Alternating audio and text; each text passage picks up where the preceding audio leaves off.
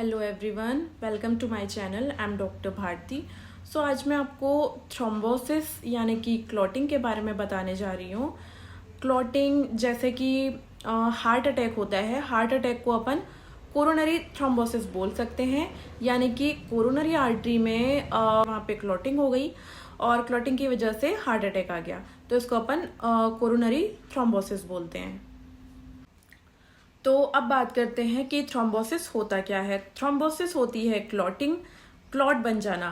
Blood हमारा जो है अगर वो लिक्विड फॉर्म में होता है, लिक्विड फॉर्म में है, अगर वो सॉलिड फॉर्म में बन जाए, सॉलिड हो जाए तो या जेली जैसा हो जाए तो वो क्लॉट बन जाता है। उसी को अपन क्लॉटिंग बोलते हैं और इसी को मेडिकल टर्मिनोलॉजी में थ्रोम्बस बोलते हैं। तो हमारी बॉडी में ट्यूब्स होती हैं जिससे ब्लड सप्लाई होता है। एक होती है आर्टरी, एक होती है वेन। ठीक है, तो जब हमारी आर्टरी में, हार्ट के केस में क्या होता है, जो हमारी आर्टरी है कोरोनरी आर्टरी, उसमें अगर थ्रोम्बोसिस हो जाता है, क्लॉटिंग हो जाती है, थ्रोम्बस अटक जाता है अगर वहाँ पे, तब सडन हार्ट अटैक आ जाता है। वहाँ की ब्लड सप्लाई बंद हो जाती है। जिस हार्ट अटैक और ब्रेन क्लॉट का यही रीज़न है। वहाँ पे क्लॉटिंग हो जाती है, थ्रोम्बोसिस, और उसकी वजह से प्रॉपर ब्लड सप्लाई नहीं हो पाता है। तो हमारी बॉडी में ट्यूब्स होती हैं बहुत सारी जिनमें ब्लड सप्लाई होता है। एक होती है आर्टरी, एक होती है वेन। ठीक है, अब आर्टरी में अगर क्लॉटिंग हो जाए या थ्रोम्बस अटक जाए, उसकी वजह से क्या होता है, तुरंत ब्लड सप्लाई तुरंत रुक जाता है, जिसकी वजह से सडन हार्ट अटैक आ जाता है।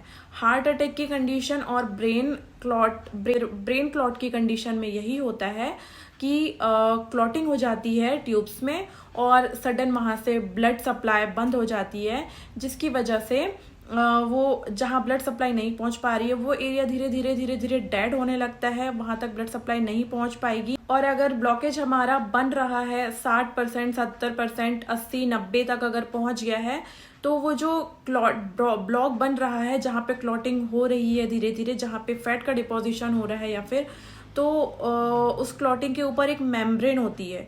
ठीक है, कभी कभी क्या होता है, वो मेम्ब्रेन फट जाती है, बस्ट हो जाती है, जिसके कारण जो ब्लॉकेज 70% है, 80% है, उसको तुरंत ये 100 हो जाता है, 100% ब्लॉक हो जाता है, जिसकी वजह से कभी कभी कार्डियक डेथ हो जाती है, कभी कभी अटैक आ जाता है, कभी कुछ कुछ कंडीशन में डेथ हो जाती है।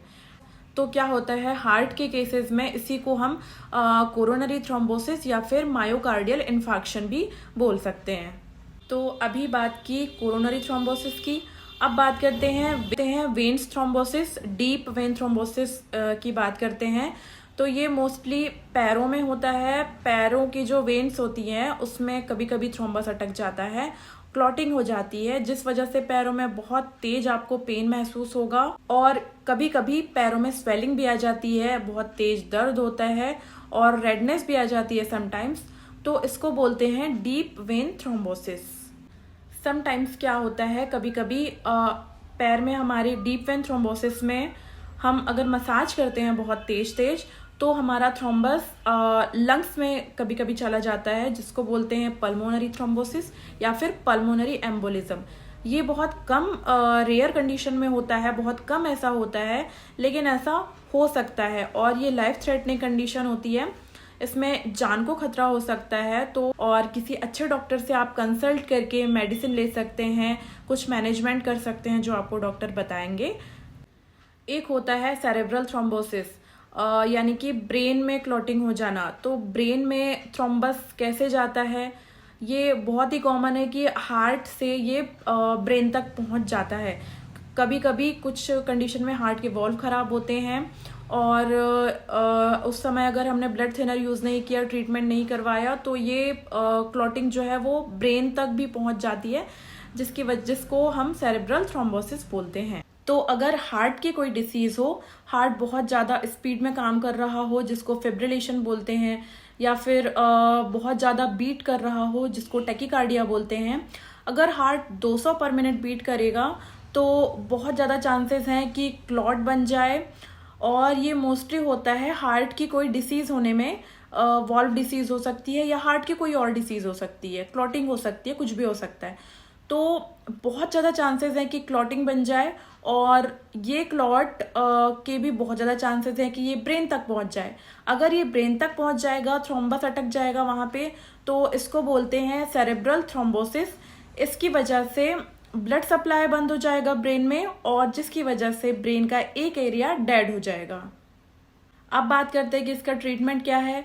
इसका ट्रीटमेंट अगर अर्ली स्टेज में ये पता चलता है, हार्ट की कोई डिसीज़ के बारे में पता चलता है, तो ब्लड थिनर्स इसमें दी जाती हैं जो लॉन्ग टर्म में चलती रहती हैं, डेली बेसिस पे इसका यूज़ किया जाता है।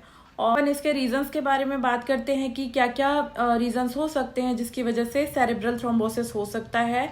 तो पहला रीज़न है हार्ट डिफेक्ट।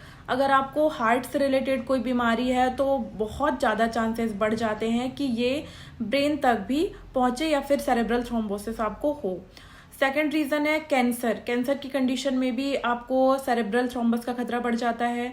तीसरा है ओबेसिटी। मोटापा अगर आपको ज़्यादा है तो आपको फैट ज़्यादा होगा आपके बॉडी में, जिसकी वजह से हार्ट अटैक का खतरा बढ़ेगा, हार्ट ब्लॉकेज का खतरा बढ़ेगा, और जिसकी वजह से ये ब्रेन क्लॉटिंग हो सकती है आपको। चौथा रीज़न है डायबिटीज़। अगर आपको है तो डायबिटिक पेशेंट्स में जिनका डायबिटीज अगर मेंटेन नहीं है तो उनमें बहुत ज़्यादा चांसेस है कि हार्ट डिसीज़ हो, जिसकी वजह से ब्रेन क्लॉट हो सकता है। इसके अलावा ये ओल्ड एज पीपल में हो सकता है, जिनकी उम्र ज़्यादा होते जा रही है उनको तो रिस्क होता ही है। और उसके साथ साथ स्मोकिंग अगर आप कर रहे हो, स्मोकिंग के कंडीशन में भी आपको हार्ट का खतरा बढ़ेगा। हार्ट के खतरे के साथ साथ आपको ब्रेन क्लॉटिंग का भी खतरा बढ़ जाता है। तो इसके लिए आप स्मोकिंग स्टॉप करो। ओल्ड एज पीपल हैं अगर तो अपनी लाइफ मेंटेन करें, अच्छे से डाइट लें, योगा करें, वॉक करें। और डायबिटीज़ है आपको तो अपना डायबिटीज़ आप कंट्रोल करके रखिए। और ओबेसिटी अगर है तो मोटापा कम कीजिए। ये सारी चीज़ें आप मेंटेन करके, और ब्लड हमारा कितना पतला है, गाढ़ा है, इसको पता करने के लिए एक टेस्ट होता है जिसको बोलते हैं PTNIR या INR। इसमें पता चलता है कि आपका ब्लड कितना पतला है या कितना गाढ़ा है। थ्रोम्बस ना हो इसके लिए हम ये टेस्ट करा सकते हैं, जिससे हमें ब्लड की थिकनेस का पता चल जाता है। और इसके लिए कुछ मेडिसिन्स भी होती हैं, कुछ इंजेक्शंस भी होते हैं। अगर आपका ब्लड गाढ़ा है तो इसके लिए मेडिसिन्स इंजेक्शंस होते हैं जो आप डॉक्टर की सलाह से के बिना ना लें। आप अच्छे डॉक्टर से कंसल्ट करें और फिर इन दवाओं का आप यूज़ करें। और कभी कभी अगर सांस फूलने के साथ साथ आपको अगर पैर में स्वेलिंग आती है या फिर पैर में बहुत तेज दर्द होता है सांस फूलने के साथ साथ, तो बहुत चांसेस हैं कि आपको वेनस थ्रोम्बोसिस हो गया है या फिर पल्मोनरी एम्बोलिज्म हो गया है।